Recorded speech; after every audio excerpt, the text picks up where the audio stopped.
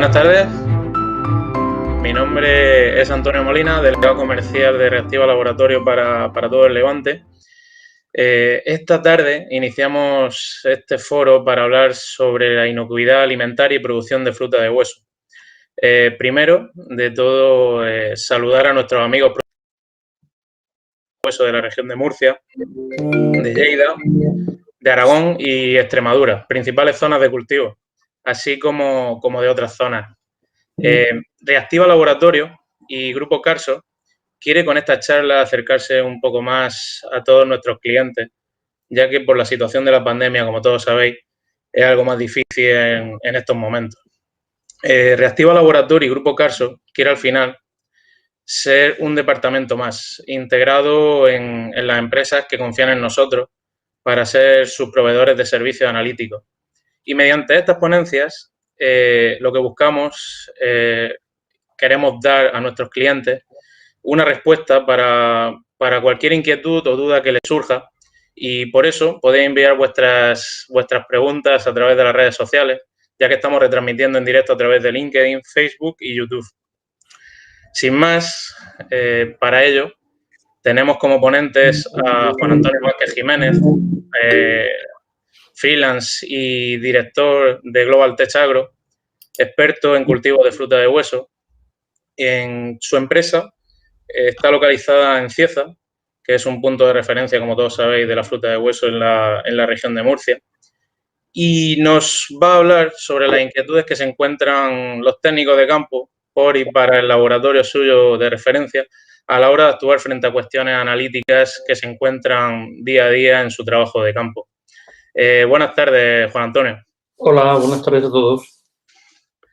Además, también contamos con Adolfo Marín, que es cofundador y director técnico de Reactiva Laboratorio, con una dilatada experiencia en el estudio de los pesticidas de más de 20 años, que se inicia en la Central Science Laboratory en Reino Unido y continúa hasta la actualidad, en la que es el responsable de las actividades de pesticidas y contaminantes del Grupo Carso para España y Francia. Es por ello que empezamos con Adolfo a hablar de manera resumida cómo ha sido la campaña de fruta de hueso a nivel analítico para Reactiva Laboratorio, y nos va a hacer una introducción al cálculo e interpretación del porcentaje de RFD, que cada vez se exige más a nivel de supermercados y es una herramienta más para medir la calidad de la fruta que se exporta y que todos compramos en las grandes superficies. Sin más, le doy paso a Adolfo. Cuando tú quieras, Adolfo, nos puedes ilustrar con tus conocimientos. Buenas tardes. Buenas tardes a todos. Vamos a ver si no tenemos problemas técnicos. Como antes, compartir. De acuerdo. Bien, pues como se trata de la primera charla, de estas primeras sesiones técnicas que vamos a dar desde Reactiva, espero que la primera de muchas, yo quería hacer una pequeña presentación del laboratorio, cómo se enmarca Reactiva dentro del Grupo Carso, de la división agroalimentaria del Grupo Carso, sin intención de hacer esta presentación del grupo, sin ninguna intención comercial, simplemente para que se vea cómo está enmarcado el laboratorio en el grupo y qué beneficios podemos tener tanto nosotros como laboratorio como al final nuestros clientes. Como decía Antonio, luego voy a hacer un pequeño resumen de cómo ha sido la campaña de fruta de hueso, sobre todo a nivel técnico, sacando datos estadísticos de todas las analíticas que hemos desarrollado en Reactiva a nivel de materia activa, de análisis de residuos de plaguicidas en fruta de hueso. Y por último, la parte más densa de la presentación es una introducción, más que al cálculo, porque no pretendo que nadie aprenda a hacer el cálculo, puesto que para eso ya hay herramientas, la propia herramienta de la EFSA, o para eso estamos los laboratorios, pero sí ayudar a la interpretación, porque siempre los clientes al final siempre nos acaban preguntando el mismo tipo de duda, ¿por qué este mismo pesticida la vez anterior, esta misma materia activa la vez anterior en esta fruta me dio un valor tan disparatado por encima de la RFD y ahora no? Un poco intentar desarrollar eso para que se puedan entender el por qué ocurren esas cosas o de dónde vienen o cuáles son los valores, los parámetros que más afectan a la hora de calcular el ARFD, que como decía Antonio, es una herramienta para la evaluación de los resultados en cuanto a materia activa que se ha instaurado ya entre todos los supermercados y en fin, a nivel comercial. Bien, la pequeña presentación del grupo. Es un grupo francés, su base está en Lyon. Este es el edificio de hecho, yo me encuentro aquí ahora mismo, llevo 1 año y medio aquí ayudando a la central del grupo a desarrollar la parte técnica de pesticidas, sobre todo la parte de lo que se refiere a la productividad, a intentar ser más productivo. Es un laboratorio enorme con muchísimo potencial. Solamente este edificio de laboratorio tiene más de 10.000 metros cuadrados.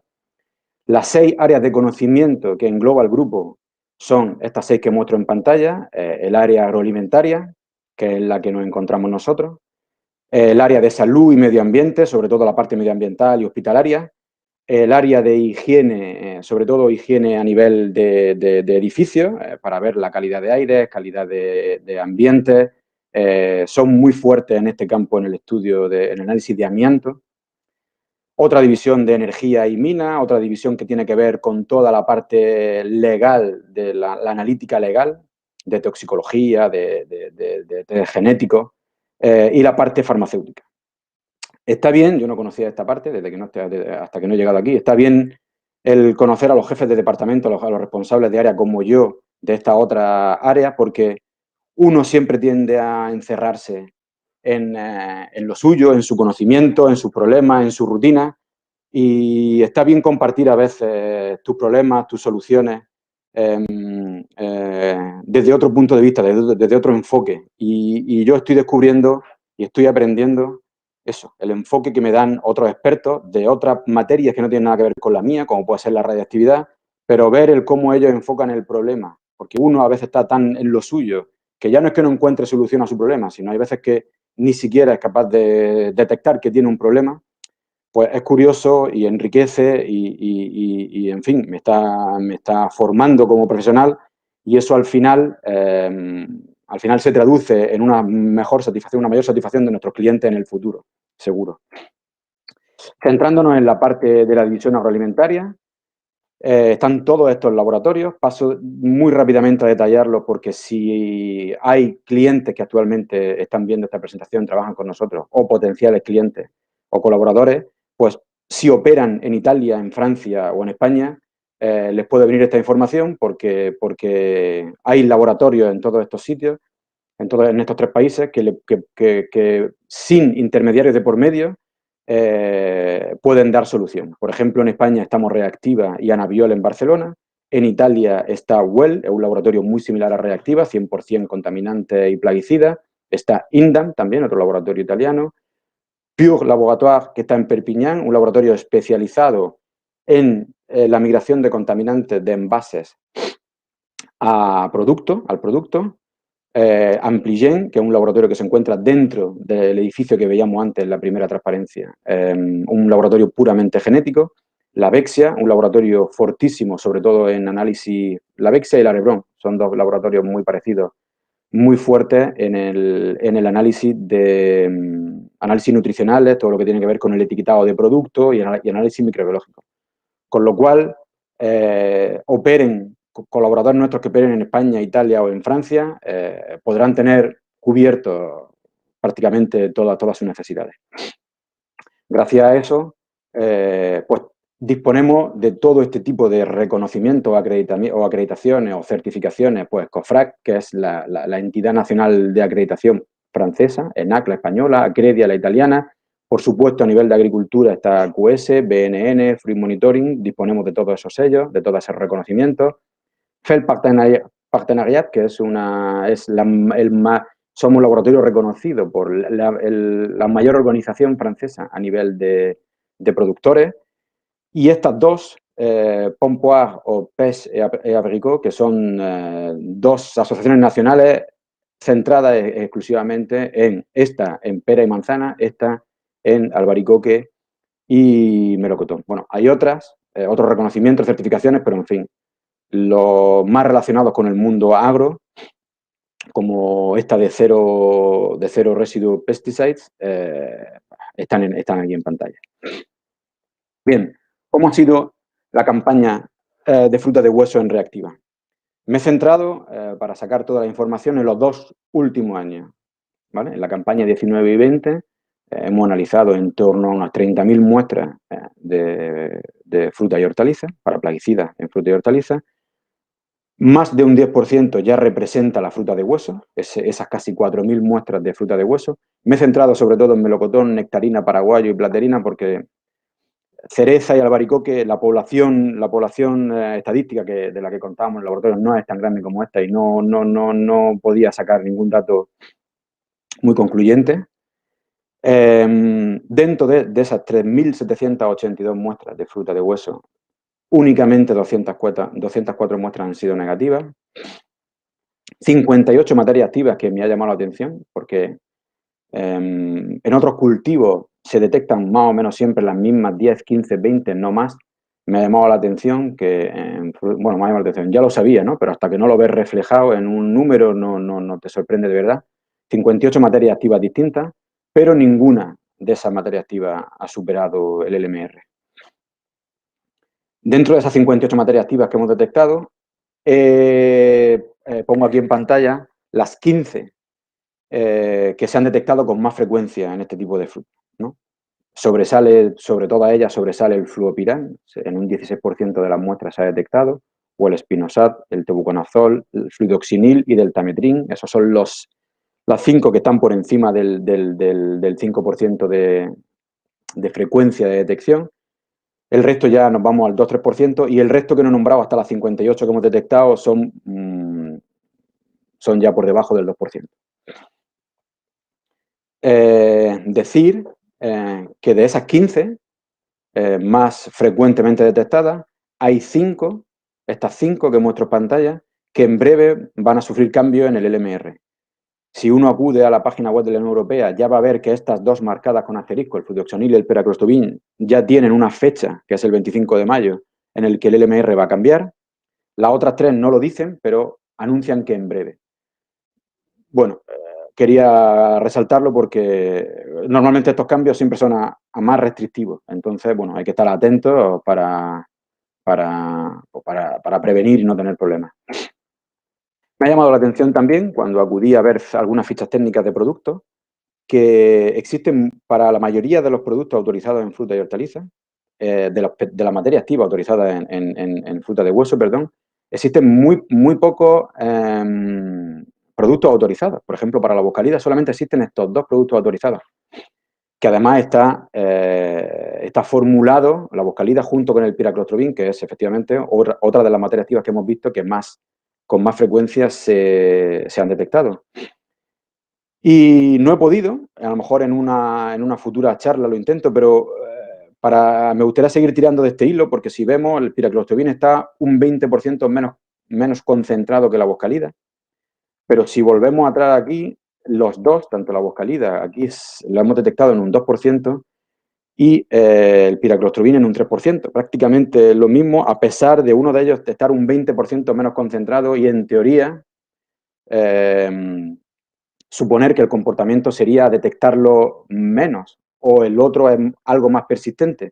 En fin, no se puede hablar de persistencia porque no tiene nada que ver. Al final, cuando una materia activa entra en un fruto, va a depender exclusivamente de las condiciones ambientales y sobre todo del metabolismo del fruto, del proceso metabólico del fruto.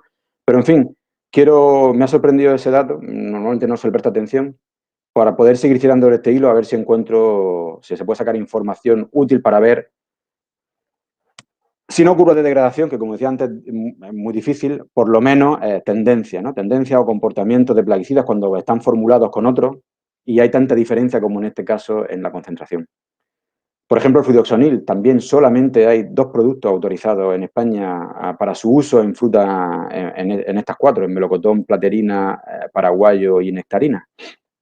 O el fluopirán también, únicamente estos 2 productos autorizados, cuando en otros cultivos suele haber bastantes más, y eso me llamó la atención.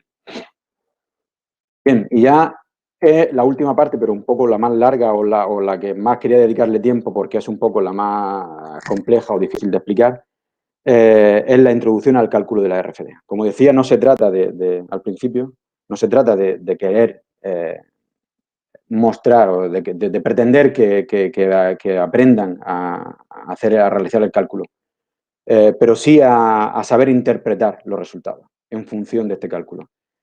Algunas definiciones a las que ya estarán prácticamente todo el mundo muy acostumbradas, como el ADI y el ARFD, son prácticamente lo mismo, solo que el ADI es un valor que especifica o que determina la exposición a un cierto nivel de toxicidad a largo plazo. En teoría, la definición es la cantidad que se puede ingerir de un mismo alimento durante toda una vida sin ocasionar perjuicio a la salud.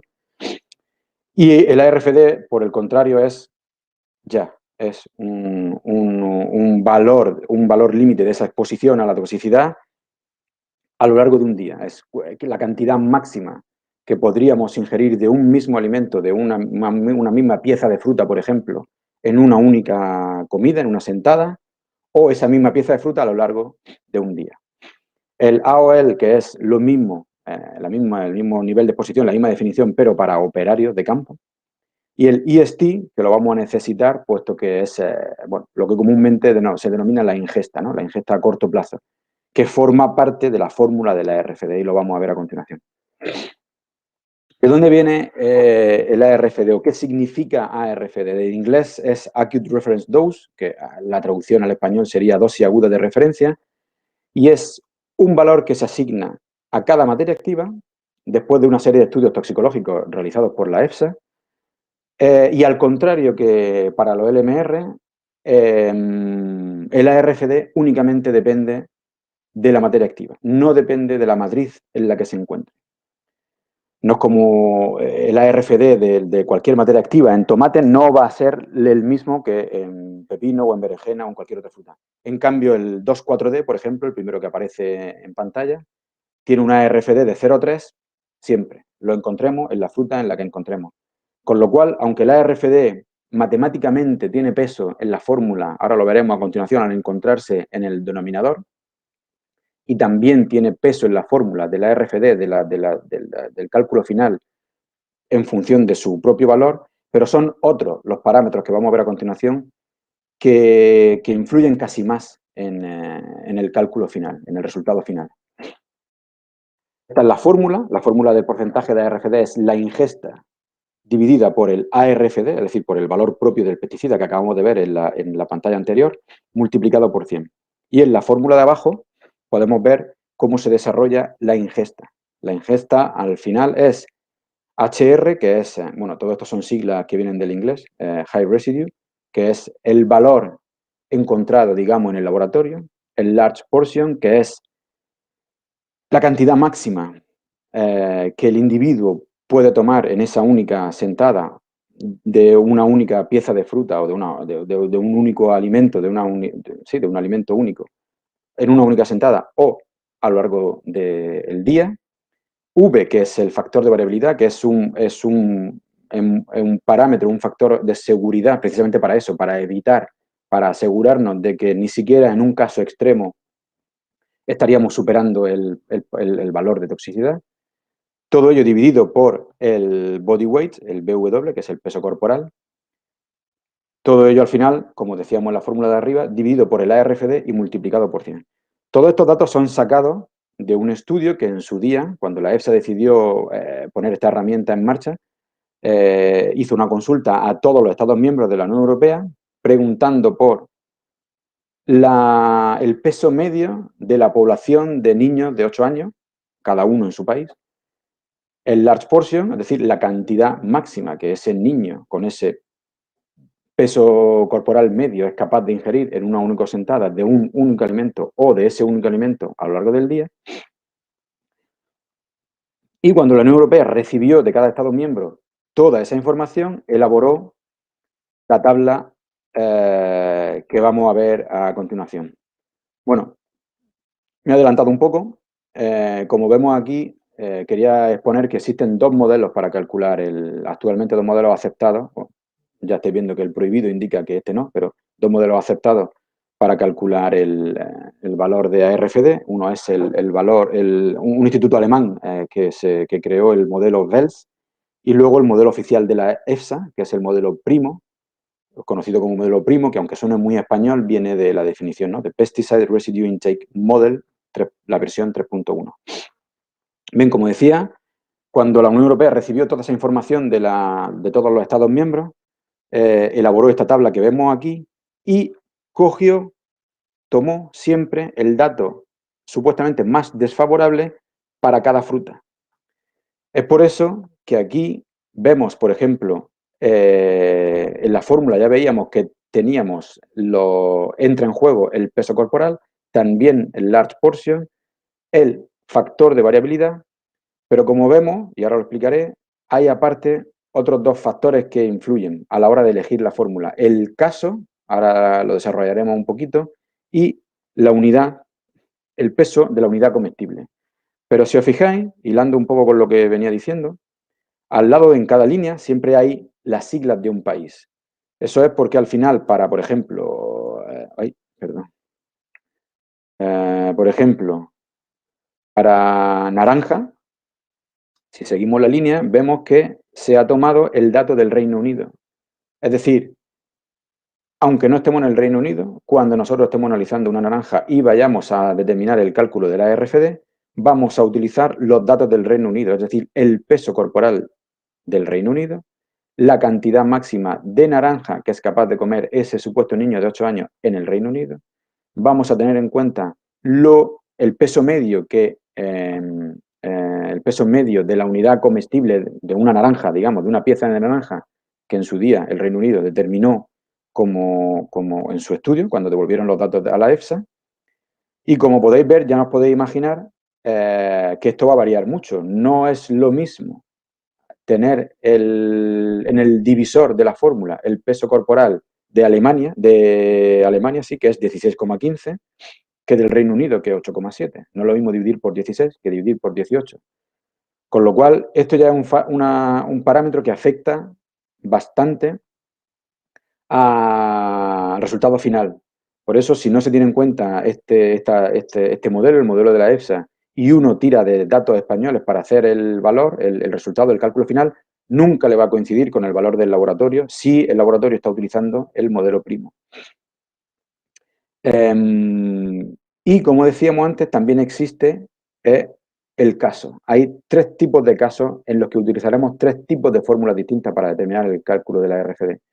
El caso 1, en este caso no nos atañe ni el caso 1 ni el 3. El caso 1 es para frutos secos, el caso 3 es para frutas para cárnicos, productos cárnicos, pescado, que no es el caso. Y el caso 2, que es el caso que nos incumbe, que es para fruta y hortalizas. Dentro del caso 2 tenemos el caso 2A y 2B.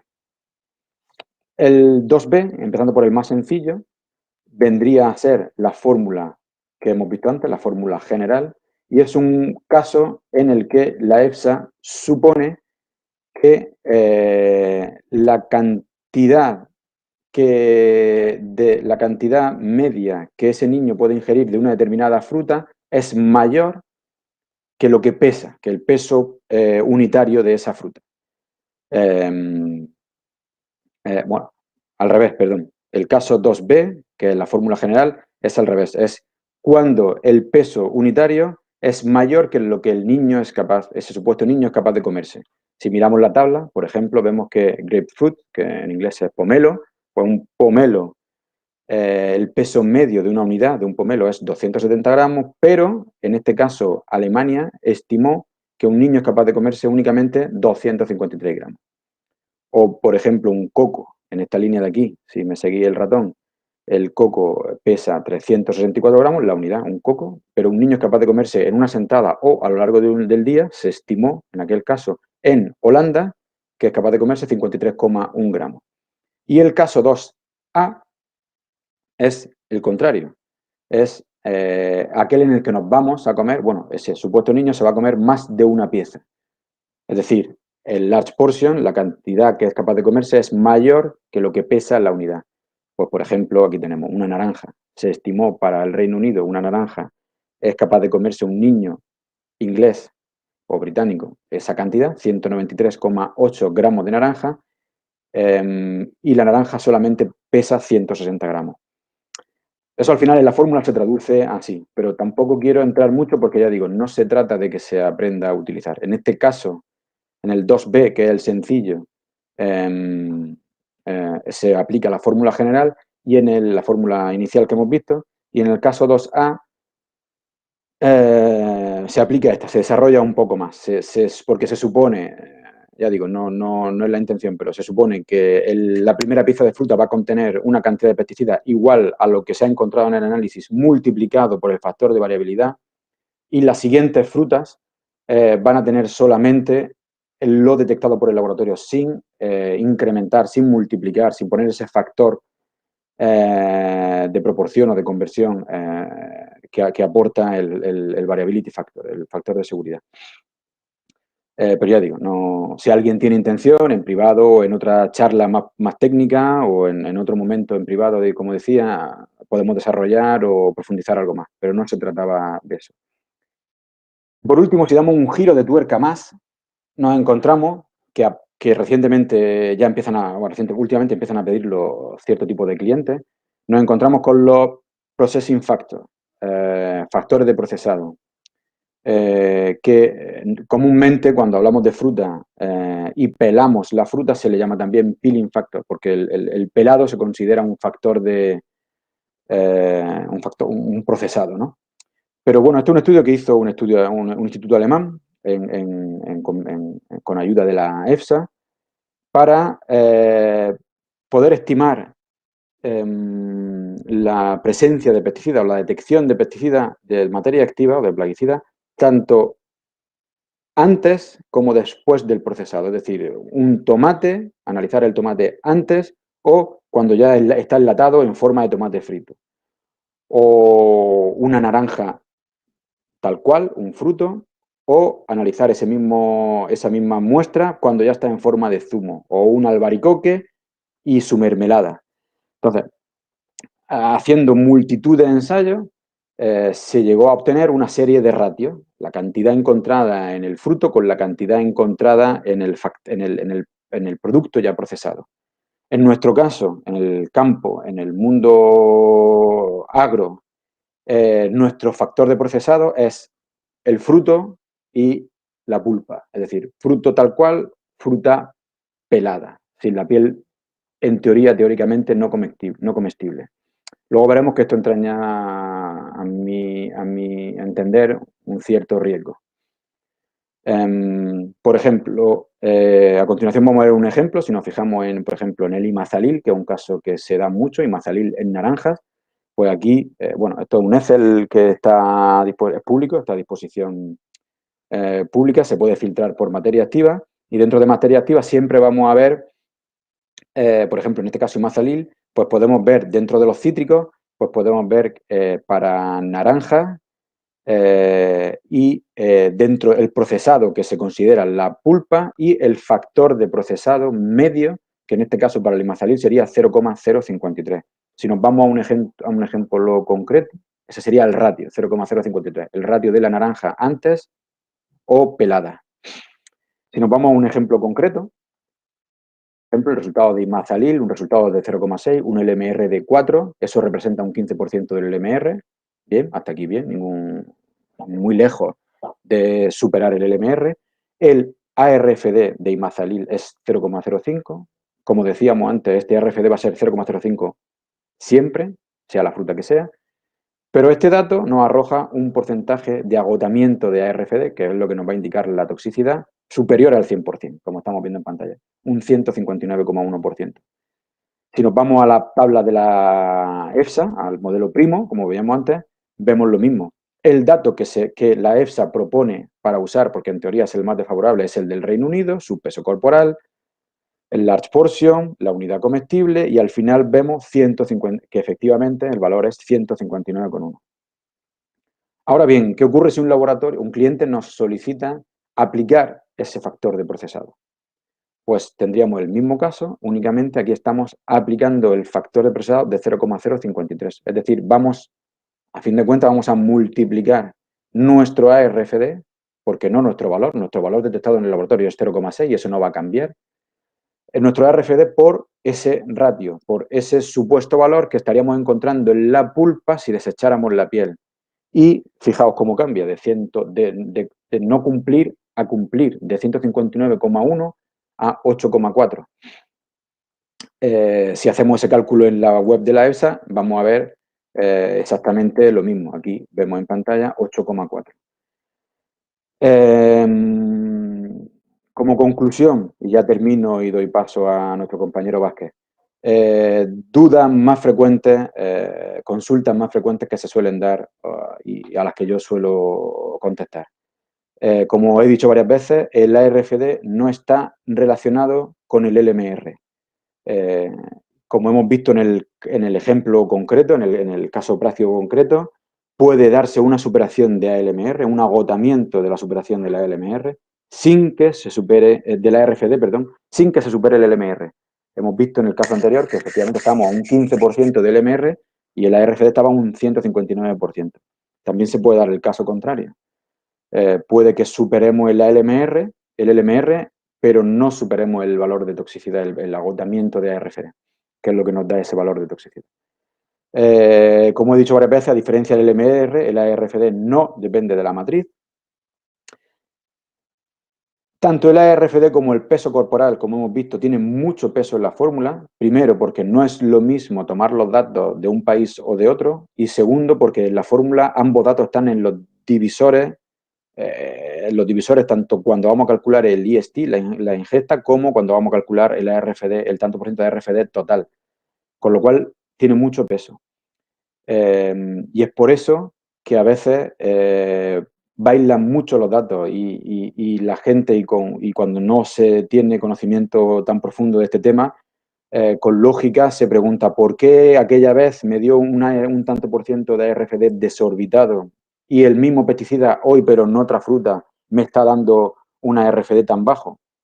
Pues si no se han aplicado factores de procesado, que es lo normal, seguramente sea porque el valor que tenemos que usar en la EFSA sea el de otro país, con lo cual el peso corporal juegue más a nuestro favor o no.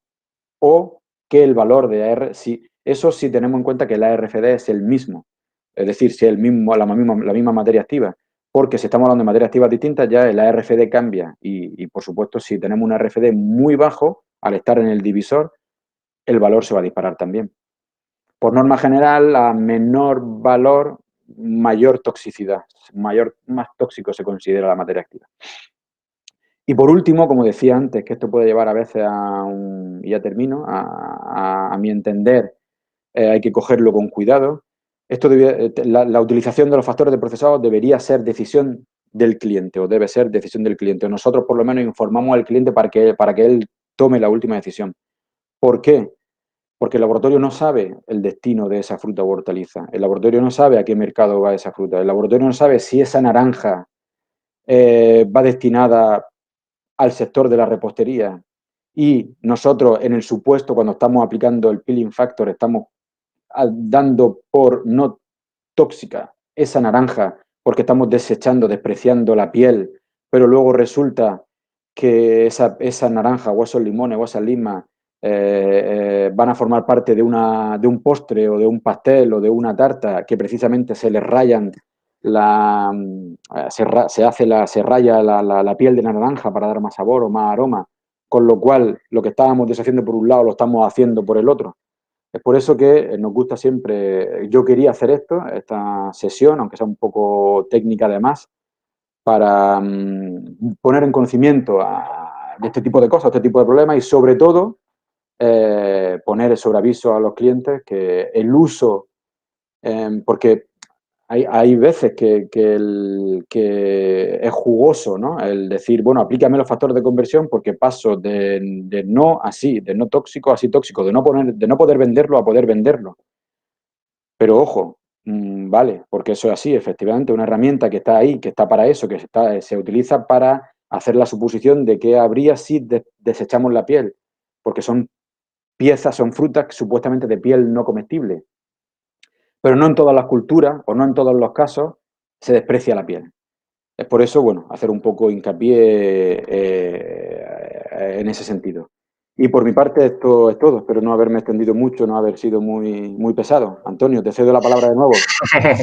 No, es muy interesante. La verdad que el tema este de la RFD es una herramienta bastante interesante, sobre todo para los técnicos y los departamentos comerciales de los productores que hay en nuestro país.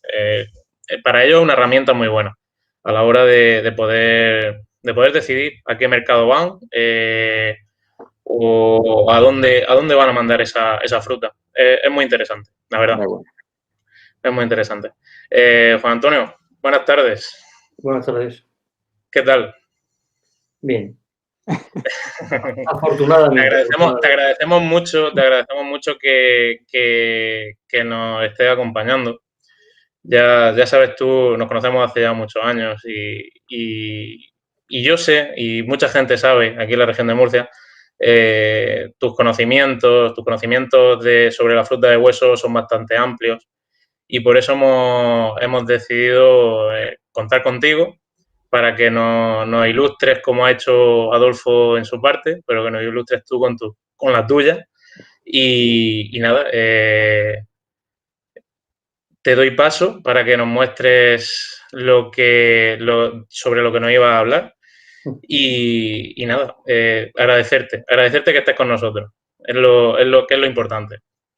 Muchas gracias y la charla de Adolfo ha sido muy interesante. Por aquí tengo alguna reflexión más que pregunta y alguna aclaración a lo de la boscalida, que la sufrimos un poco. Sí.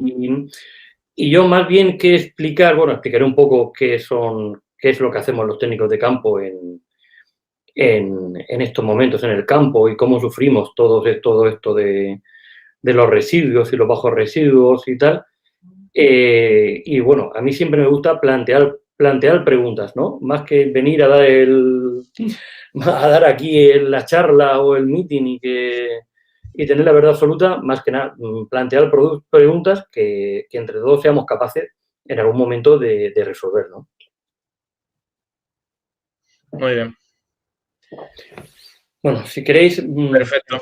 Voy a empezar presentando un poco qué es mi empresa, ¿vale? ¿Y a qué nos dedicamos? Nos dedicamos principalmente a la agricultura, lo que es la consultoría y asesoramiento. Dentro del asesoramiento y la consultoría dirigimos fincas de fruta de hueso, uva de mesa, cítricos y en los últimos años también bastante almendra. Y sobre todo estamos muy especializados en el tema de frutas sin residuos, ecológicas y biodinámicas.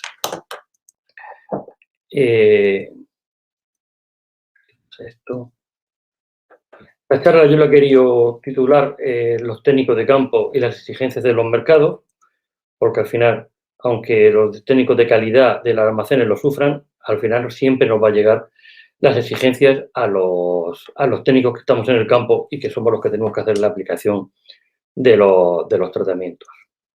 Entonces, quería un poco hablar pues, de las mayores exigencias que tenemos, como son que no aparezcan en las analíticas más de 3 o 4 materias activas, que ellas no superen más del 80% del LMR, que son exigencias de grandes cadenas de supermercados, que son nuestros clientes, como son Lidl, Aldi, Edeka.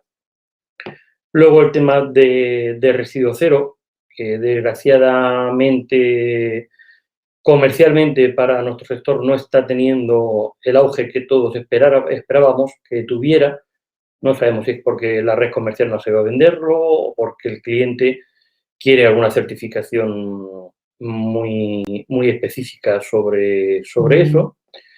Y luego el tema de ecológico, que hay una gran demanda, sobre todo por los lineales, porque quieren diferenciarse, las grandes cadenas quieren diferenciarse del resto de empresas, entonces están demandando de que metamos muchos productos y muchas parcelas en cultivo ecológico, con lo que esto lleva de reducción de nutrientes, de reducción de tratamientos y sobre todo el aumento de costes, ¿no? A la hora de producir. Todos los productos para poder hacer tratamientos en ecológico son muchísimo más caros, todos los abonos y nutricionales que tenemos son muchísimo más caros, y la producción suele caer entre un 20 y un 40% dependiendo del cultivo. En fruta de hueso podemos llegar hasta un 50% en la pérdida de cosecha en ecológico. Y luego la última moda es la biodinámica, que es donde están centrados todas estas grandes cadenas de supermercados que anteriormente nos estaban demandando productos ecológicos. Al ver que los grandes lineales tienen un lineal muy grande de agricultura ecológica, que le hacen mucha competencia y que pueden competir con ellos mucho en precio, ellos están girando hacia la biodinámica. La biodinámica aún es mucho más complicada que la ecológica, porque es un paso mucho más allá, ¿no? Donde casi que no hay insumos, donde casi que no hay nutrición, y que todo es un poco criar como el antiguo usanza, el que tenía un melocotonero, el que tenía un albaricoquero en el jardín de su casa. Y una problemática muy chocante que nos está apareciendo en los últimos años, que son los ecológicos sin residuos, que no es que sea una certificación, pero nos choca mucho cuando nos llama nuestro compañero de calidad y nos dice que hay una reclamación de tal supermercado porque la analítica de los albaricoques ecológicos que se le mandaron la semana pasada han hecho una analítica y les ha parecido espinosar.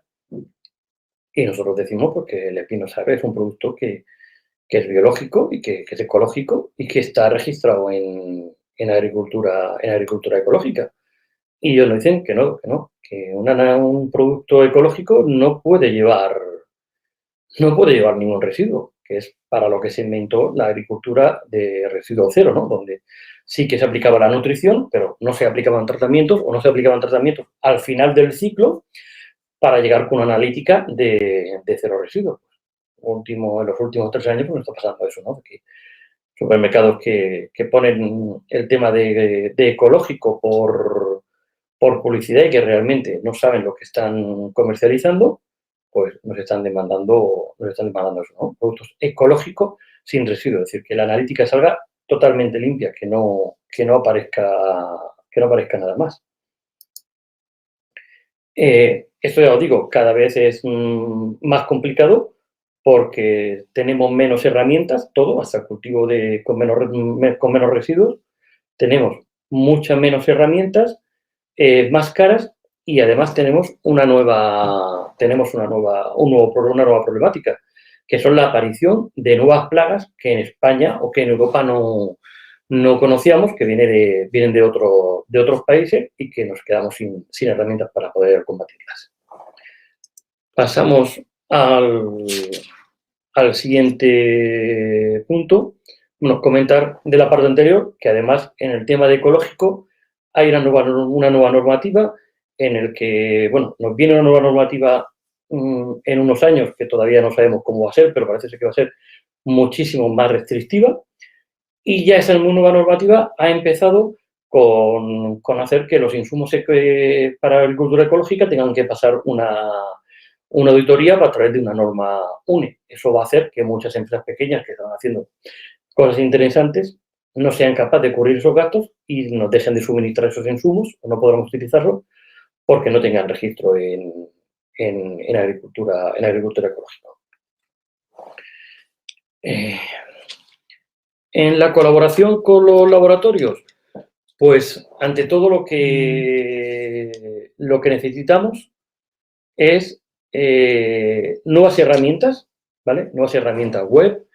Voy más allá de que las herramientas web, que la gran mayoría, y en el caso Reactiva tiene una potente herramienta web, ya iríamos incluso a aplicaciones para móvil, porque el técnico de campo está más tiempo en el campo que en el despacho y necesita algo que se pueda consultar muy rápidamente a través del móvil y además, sobre todo, que sea muy visual, ¿no? Si no tiene residuos, salga en un color, si tiene residuos, sale en otro, si cumple el ARFD, que salga en otro, si no lo cumple, que salga en otro color, para que llegues y muy visualmente y muy rápidamente seamos capaces de poder asimilar. Y luego, sobre todo, lo que comentaba Adolfo antes, para nosotros necesitamos, no sé si esto será así exactamente, ¿no? Como yo digo, pero necesitamos curvas de degradaciones más estudiadas, porque cuando vamos a 3, 4 fitosanitarios máximos por cultivo, ya no elegimos los productos que vamos a tratar, los fitosanitarios ya no los elegimos por su mejor efecto, lo elegimos por el mayor LMR, lo elegimos por la mayor degradación, por el que llega mejor con menos degradación al final del cultivo, a la recolección. Entonces, claro, necesitamos estudios de degradación que no solamente se hayan hecho con una sola aplicación de esa materia activa, sino donde hay una curva de degradación con una sola aplicación y donde haya otra curva de degradación con varias aplicaciones, tantas como nos permita en registro aplicar ese fitosanitario. Porque, lo que te digo, es decir, al final no puedes elegir, como nos han enseñado en las carreras, de que tenemos que alternar las materias activas para que no hayan resistencias. No, con las exigencias de los supermercados no nos podemos permitir eso y posiblemente lo que tengamos que hacer es que si el registro del producto nos lo permite, que las 3 últimas aplicaciones sean con el mismo insecticida o con el mismo fungicida. Y hay que estudiar mucho más las curvas de degradación. Por ejemplo, a mí el año pasado se me daba un caso en que la misma materia activa había degradado muy bien en uva blanca y degradaba muy mal en uva roja. O, por ejemplo, la misma boscarida que degrada muy mal, por eso te aparecen esos niveles, aunque vaya en esa dosis tan baja en el producto, la misma boscalidad, aún si comparas un melocotón con un paraguayo, la degradación en el paraguayo es mucho menor que la del melocotón, pero aún es mucho peor la de una nectarina o la de una ciruela. ¿Vale? Eso es la experiencia propia que yo tengo a través del tiempo, ¿no? Y de la experiencia. Por eso decía lo de que me gustaba más hacer preguntas, ¿no? Es decir, ¿por qué entre los técnicos de campo, los laboratorios y las empresas de los fitosanitarios, pues tenemos que llegar más a intentar resolver estas preguntas? Como conclusión puedo decir que cada día tenemos más exigencias por los mercados, a menor residuo, a menos cantidad de productos fitosanitarios, menores nitratos, que ya nos viene ya, en Murcia sabemos ya un poquito de del tema de los nitratos, y cada vez tenemos menos herramientas y más costosas, lo cual se nos va a hacer mucho más complicado el producir.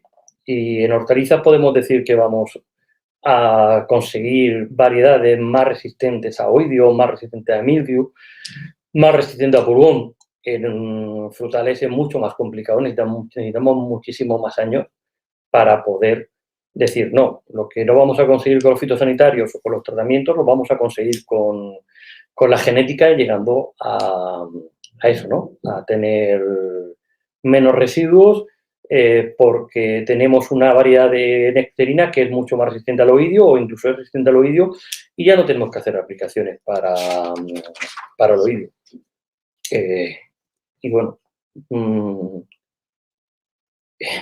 se me ha olvidado otra de las preguntas que también es para mí bastante interesante.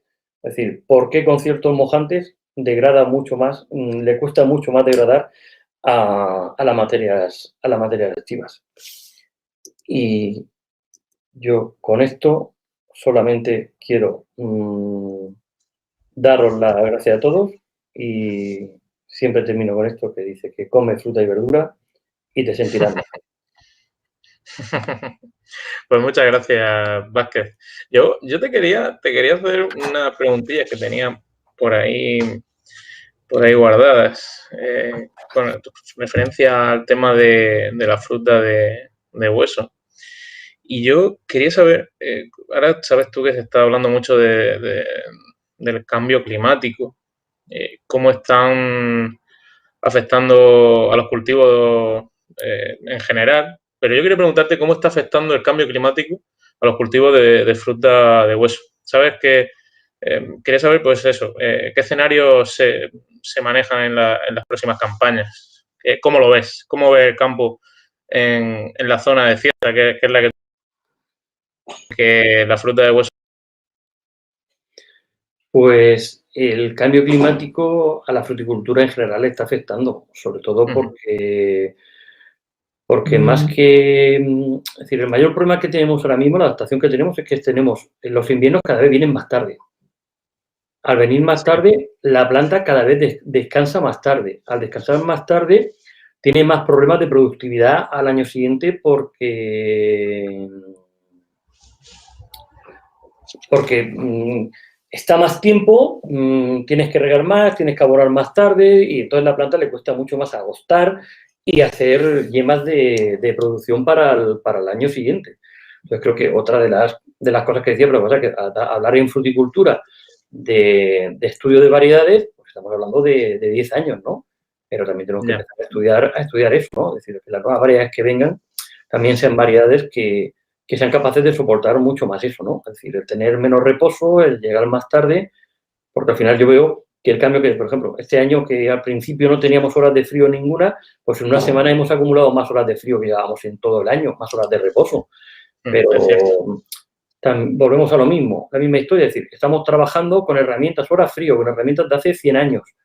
Creo que hay que estudiar más el tema de la hora frío, si son por porciones, si no son por porciones, si son por horas por debajo de 7 grados. Yo creo que además influyen muchas más cosas que no son solamente las horas frío, sino lo que te he dicho, es decir, que en el mes de octubre empiece a hacer frío y la planta repose, entre en un reposo porque han venido temperaturas bajas, no porque ya nos decidan no regar más o nos decidan no fumigar más y la planta se pare por defecto de agua, por falta de agua y falta de tratamiento. Y entonces, para la próxima campaña, esta ola de frío que hemos tenido, ¿cómo va a afectar a la fruta de hueso? Esta ola que hemos tenido ahora, esta semana pasada, ¿cómo ves que va a afectar a los arbolitos? Las horas es decir, la ola esta de frío, ¿vale? Filomena, nos ha venido de maravilla. Nos han caído 80 litros de agua como hacía años que yo no lo había visto. Yo he conocido en Murcia esta semana el sirimiri y voy para 43 años sin tener que ir al País Vasco a conocer el sirimiri, porque verdad, salías a la calle, parecía que no estaba lloviendo y a los 2 minutos ibas mojado. Decía, esto es el sirimiri, ¿no? Es decir, y han caído tan despacio y luego ha caído en muchas zonas con nieve que eso se va deshaciéndose muy poquito a poco y han estado 3 días lloviendo, en algunas zonas han llegado a caer entre 70 y 80 litros y no ves una escorrentía por ningún lado. Eso es llenar las reservas del suelo de agua como hacía mucho tiempo. Y el frío, pues las variedades que ya estaban movidas las ha parado y hoy hemos empezado a ver flores porque llevamos 3 días con 20 grados, hoy ya he visto las primeras flores en las plantaciones más precoces y el resto de plantaciones pues les ha venido de maravilla porque es reposo, ¿no? Muy bien. No, yo lo he estado preguntando sobre todo, he coincidido con productores aquí en el campo de Cartagena, pero productores que trabajan pimiento, trabajan calabacín y todo bajo plástico y me han dicho lo mismo, que ha sido como agua de mayo, nunca mejor dicho, ha sido una cosa que ha venido muy bien. Lo que tú has dicho de que no ha habido escorrentías, no ha habido inundaciones, ha sido un agua muy buena. Ha llovido sin destrozos. Sin hacer daño, efectivamente. Una última pregunta te quería hacer, Vázquez. ¿Consideras que la certificación de residuo cero es una alternativa al bio en el caso de la fruta de hueso? A ver, yo siempre he pensado... ¿Ves que vaya a crecer más la producción eco en la fruta de hueso? A ver, la producción eco va a crecer porque la demanda de los supermercados es cada vez más grande. Pero yo entendía, ya te digo... No es un cultivo fácil, ¿no? No es un cultivo fácil para el manejo en ecológico, ¿verdad? No es un cultivo fácil porque no se pueden hacer abonados de fondo fácil, como una hortaliza, y luego tenemos plagas que son muy complicadas de combatir con las armas que tenemos bio. Y sobre todo, hombre, hay que tener en cuenta que, por ejemplo, en la zona donde yo estoy, el norte de Murcia, es decir, tú puedes andar por mi zona 70 kilómetros, 80 kilómetros sin dejar de ver un árbol. Aquí la biodiversidad no existe. Aquí es melocotonero, melocotonero. Es decir, la biodiversidad es un melocotonero, un albaricoquero, un ciruelo, un melocotonero, un albaricoquero. En el noroeste de Murcia es así, sí, es cierto. 600 variedades de melocotón, ¿no? Pero no hay. Entonces, ¿qué pasa? Que es muy complicado encontrar una finca que esté en una isla, que no tenga nada alrededor, donde puedas combatir ceratitis con pocas herramientas, es decir, con pocos tratamientos y con mosqueros. Es decir, tenemos plagas que no son fáciles, ¿vale? Y sobre todo en el tema nutricional, es lo que te digo, es decir, hacer un abonado de fondo en un frutal no es fácil, porque no hay una preparación. Yo entendía, mientras hacía mi presentación, entendía que no es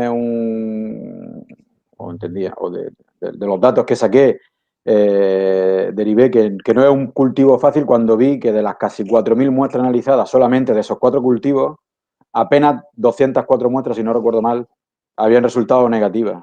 Y el Spinosad, que aunque, como tú decías, que por cierto me ha sorprendido, no sabía yo de esa nueva corriente, que no se pueda usar o que no acepten frutas que contengan espinosa y azadiractina, que son los dos únicos, la única materia activa autorizadas para ecológicos. Sí, pero el señor que está en una cadena de supermercados no entiende. No entiende, es decir, no ponen un técnico a dirigir eso, ponen un señor y él entiende que como es ecológico no puede salir nada. Claro. Y antes nos decían que no, es que esto del residuo cero, esto no tiene ninguna certificación, esto no tiene nada, esto no lo vale para nada. Nosotros queremos ecológico. Claro, hemos pasado de mandarle fruta, en este caso, de mandar fruta con residuo cero, es decir, con una analítica totalmente limpia, a mandarle frutas con residuos de espinosal. Claro. Y decirnos, es que tenemos aquí un problemita para vender esta fruta porque tiene espinosal. Ya, pues espinosal está autorizado en ecológico. Claro. Pues se complica, es una restricción considerable, porque si el ecológico sobre el papel todos sabemos que es maravilloso y se entiende, es fácil, pero luego la práctica es otra muy distinta. Y si encima ya las pocas herramientas que tenemos te las cortan o te las restringen o en fin. Adolfo, María Lucía Prieto ha hecho una pregunta en LinkedIn que es para ti. Dice, ¿dónde pueden consultarse dichas curvas de degradación para cada fruto? ¿Eso dónde lo podría consultar María Lucía? Pues lo desconozco. Tendría que mirarlo, porque normalmente, ya lo hablábamos el otro día nosotros en privado, un laboratorio de rutina, lo que decía al principio, todos nos metemos en nuestro mundo, en nuestra rutina, con nuestros problemas. Claro. Y no tienes tiempo a investigar o a ver qué puede pasar, o aunque sean cosas colaterales que sabes que fluyen a tu alrededor, pero tú vas en tu camino y no te desvías mucho. Lo hablamos el otro día precisamente esto, sí. Entonces, no sé si existen. Además, las casas son muy reacias a presentar ese tipo de datos. A presentar esos datos. De hecho, es decir, muchas veces te la enseñan. Es decir, llegas de grado comercial o la persona de desarrollo y te la enseña en un folio. Mírala, toma las notas que quieran, pero yo no te la puedo dar oficialmente. Claro. Sí, en la ficha técnica de los productos siempre orientan de alguna manera, no solo con el plazo de seguridad, sino con algún tipo de curva de degradación, pero al final pasa como con los RFD, no existen RFD para todos los plaguicidas porque aún no se han estudiado todos. Con esto pasará lo mismo, seguramente si hay curva de degradación, que la habrá, ¿no? Seguramente, no será para todos los pesticidas o las materias activas que de nuestro interés, seguramente. No, las hay porque son obligatorias para los registros. Pues de ahí es donde se saca el plazo de seguridad. Y sobre el RFD hay que conseguir, como sea, que la Comisión Europea tome como referencia a Estados Unidos, que el peso medio será 50 kilos. No vamos a cumplir nada. El modelo alemán que yo comentaba en mi presentación, la mayor diferencia que tiene con respecto al europeo es que solamente utiliza sus datos, los datos de Alemania, con el peso corporal de Alemania, que en algunas frutas, como hemos visto, varía mucho. No es lo mismo dividir por 8, que es el peso de los niños del Reino Unido, que de 16,5, que es de los alemanes. Varía mucho el resultado.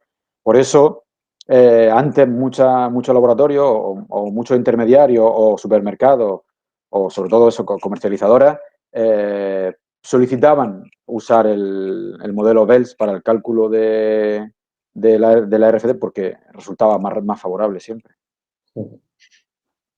Muy bien, pues si Vázquez no tiene ninguna pregunta a Adolfo y Adolfo no tiene ninguna pregunta a Vázquez, porque no nos han preguntado las personas que han estado viendo. Eso es que lo hemos explicado muy bien, entonces. Sí, claro, por supuesto, por supuesto. Damos por finalizada el streaming. Quiero agradecer de nuevo a toda la gente que ha participado en esto, sobre todo a los dos ponentes, a Juan Antonio y Adolfo, el que estén esta tarde aquí dándonos sus conocimientos y su tiempo, que ambos son muy valiosos. Y nada, quiero dar las gracias a toda la gente que vea este vídeo a posteriori y que en Reactiva Laboratorio pues van a encontrar un laboratorio que los va a apoyar en todo lo que necesiten. Vamos a estar ahí y de hecho con nuestros clientes actuales siempre estamos, a la hora que sea y para lo que necesiten. Nada más, agradecer y buenas tardes. Nada más, por nuestra parte. Buenas tardes. Buenas tardes.